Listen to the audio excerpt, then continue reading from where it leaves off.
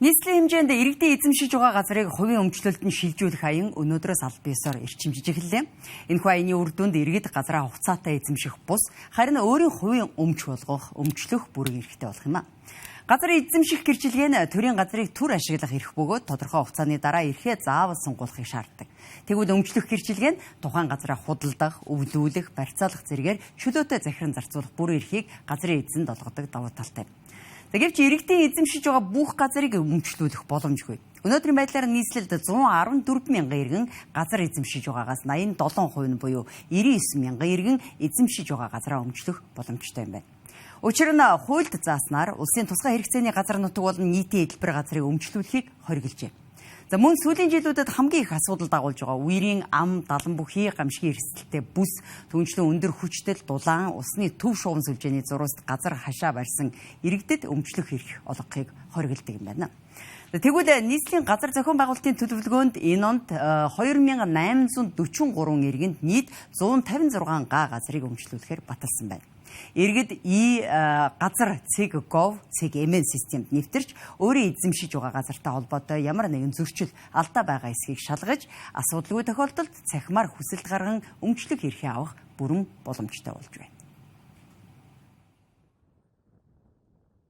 Монгол улсын иргэд газар өмчлүүлэх тухай хууль 2003 оноос хэрэгжиж эхэлснээр иргэд гэр бүлийн хэрэгцээний зориулалтаар газрыг нэг удаа үн төлбөргүй өмчлөх эрхтэй болсон. Тодорхойлбол нийслэлд бүртгэлтэй иргэд 0.7 га буюу 700 м2 хүртэл, аймгийн төвд 0.35 га буюу 3500 м2 хүртэл, сумын төвд 0.5 га буюу 5000 м2 хүртэл хэмжээний газрыг нэг удаа үн төлбөргүй өмчлөх эрхтэй юм а. Иргэд эзэмшиж буй газараа өмчилж авснараа тухайн газараа хуульд заасан журмын дагуу худалдах, арилжих, өвлүүлэх, бэлэглэх зэрэг захиран зарцуулах эрхтэй болохоос гадна хууль тогтоомжид заасан бусад эрхийг эдлэх боломж бүрддэг. Иймд иргэдийг газар эзэмших эрхийг өмчлөх эрх болгон шилжүүлэх ажлыг эрчимжүүлэх хүрээнд нийслэлийн 9 дүүрэгт газар өмчлөлттэй холбоотой мэдээлэл зөвлөгөө өгөх цэгүүдийг ажиллуулж эхэлжээ. Нийслэлийн нутаг дэвсгэр дээр эзэмших эрхийг өмчлөх эрх рүү шилжүүлэх боломжтой 99 мянган нэгж талбар байгаа. Энэ 99 мянган нэгж талбараа одоо аяны хүрээнд одоо иргэдтэй мэдээллийн нөгөөд хэрхэн одоо газар өмчлөх хүсэлтээ гаргахын энэ мэдээллүүдийг бол одоо 6 сарын 1-ээс 19-ны хооронд одоо хуваар гаргаад дүүрэг тос бүр дээр одоо зах худалдааны төвүүд дээр одоо хүн ам одоо төвлөрсөн хөл хөдөлгөөн ихтэй газрууд дээр зохион байгуулад явж байна. Монгол улсын иргэнд газар өмчлөх тухай хууль 2002 онд батлагдаж 2003 оны 5 сарын 1-ээс бол хэрэгжиж эхэлсэн. За одоо хуулийн хугацаа бол 4 удаагийн одоо өөрчлөлт орж хуулийн хугацааг нь сонгож одоо 2018 онд 10 жилээр сунгасан байдаг. За тэгээд 2028 оны 5 сарын 1-нд одоо тус хуулийн хугацаа нь одоо дуусгар болно. Тэгэхээр иргэд маань бол эзэмшиж буй газрынхаа одоо газрын зөрчлийг арилгаад цахим системээр хүсэлтээ илгээгээд газар өмчлөх эрхээ эдлээрээ гэж одоо уриалах байна.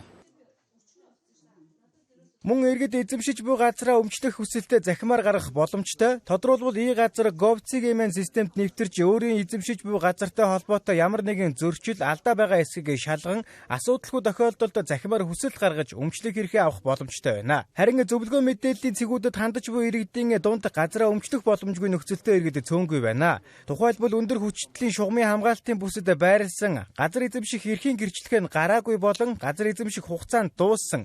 Эсвэл тухайн газар нь 2026 оны газар зохион байгуулалтын төлөвлөгөөнд тусгагдаагүй, мөн хот төлөвлөлтийн дагуу нийтийн эдэлбэр зам инженерийн шугам сүлжээний бүсэд байрлах зэрэг шалтгааны улмаас эзэмшиж буй газраа өмчлөх боломжгүй байгаа юм а.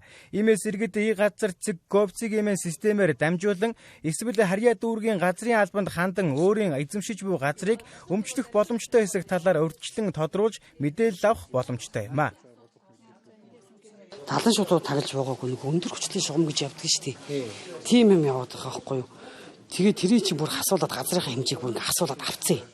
Бүр тастуулаад хойшоо гаргаад. Тэгээл энийг өмчлөх болох ч санаатай л яваад байгаа юм. Хойно нэг жоохон газар байсан. Тэн дээр очиугаад тэгээд жалгаа болоо шороогоор дүүргээд хашаатаа олж авсан. Тэн дээр нэг гэрчгээ олж авах гээд ингээ олон жил явжээ. Урдураа нэг машин зам явж ийн гэсэн үг. Машин зам явдаг хашаа байх уу юу? Эзэмшигч болчоод одоо ингээ хөөцлөд явах газрын албан дээр болохоор хуулиндаа захирагдана гэд явуулгий. Иймээс иргэд газраа өмчлөх хүсэлтэд гаргахаас өмнө тухайн газрын эрх зүйн байдал, байршил болон газар зохион байгуулалтын төлөвлөгөөнд хамаарагдсан эсэхийг нэгтлэх шаардлагатай байгааг мэргэжилтнүүд зөвлөж байна.